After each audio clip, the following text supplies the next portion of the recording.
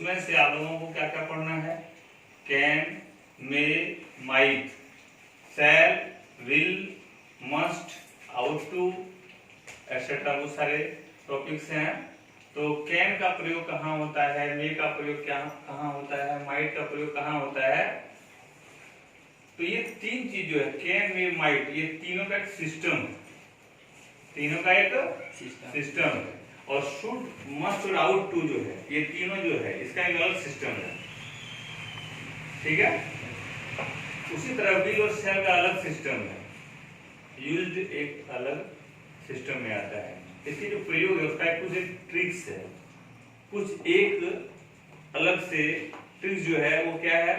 जैसे कैन, मे और माइट, तीनों का मतलब जो आता है सकता है में आता है। जैसे कैन का प्रयोग हम लोग कहाँ करते हैं, मे का प्रयोग कहाँ करते हैं, माइट का प्रयोग कहाँ करते हैं, ये सिमिलरिटीज है। यानी कैन का प्रयोग वहां होता है जो काम बहुत ही संभावना के रूप में होती है, मतलब बहुत ज्यादा होने की संभावना होती है, जिसके होने की संभावना 50% से ऊपर की होती है। कैन का मतलब होता है सकना, लेकिन जो काम जरूर हो सकता है वहां पर हम लोग कैन का प्रयोग करते हैं। जैसे मैं यह काम कर सकता हूं, मुझे पता है कि मैं कर सकता हूं, कोई डाउट ही नहीं है, तो बोलेंगे आई कैन डू दिस। जैसे बर्ड्स कैन फ्लाई, चिड़िया उड़ सकती है, क्या कोई डाउट है कि चिड़िया नहीं उड़ सकती है?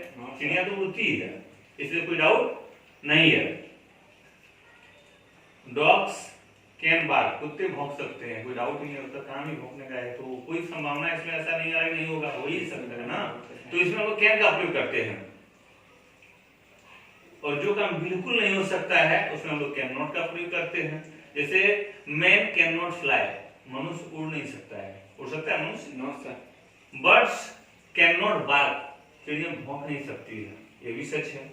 तो जो काम बिल्कुल नहीं हो सकता उसमें कैन नॉट का प्रयोग कर लेते हैं। वहीं पर मे का प्रयोग कहां करते हैं? मे का प्रयोग वहां करते हैं जहां पर काम के होने की संभावना 50% ही होती है, यानी 50% हो भी सकती है, नहीं भी हो सकती, 50-50।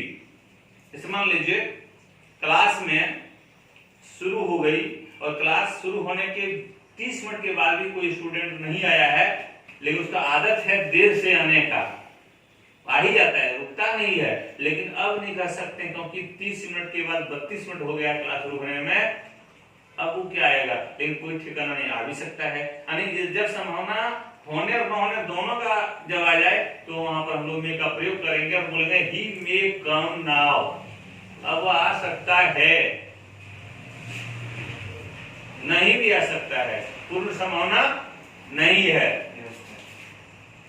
या पूर्ण संभावना है, ऐसा कोई हम लोग नहीं कर सकते हैं। कहने का तात्पर्य यहाँ पर यह है कि he may do this, वह यह काम कर सकता है, he might do this, वह यह काम कर सकता है।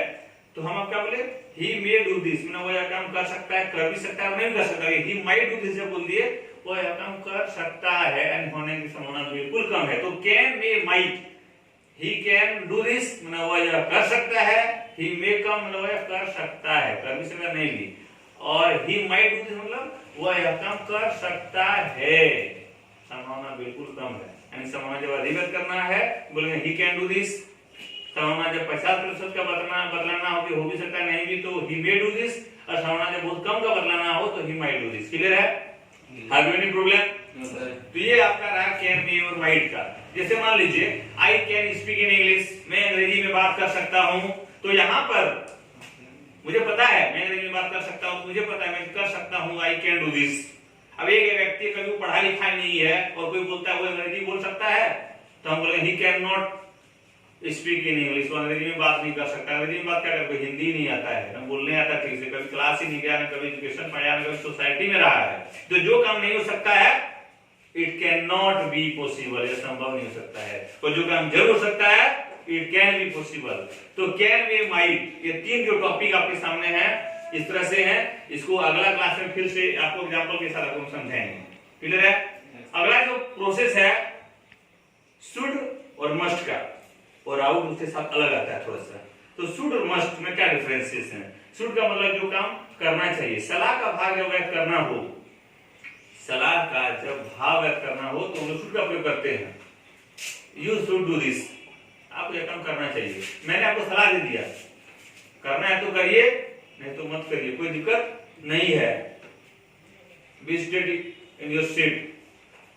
ओके, तो आपको बोले कि आप अपने जगह पर सही से रहिए, आपको सलाह दी, मेरा काम सलाह देने का है, लेकिन आपको सलाह दी, आपको फॉलो करना चाहिए। आपने फॉलो किया, अगला बार हम आपको बोले यू मस्ट डू दिस, आपको यह काम जरूर करना चाहिए, क्योंकि आपकी भलाई के लिए हम बोल रहे हैं ना।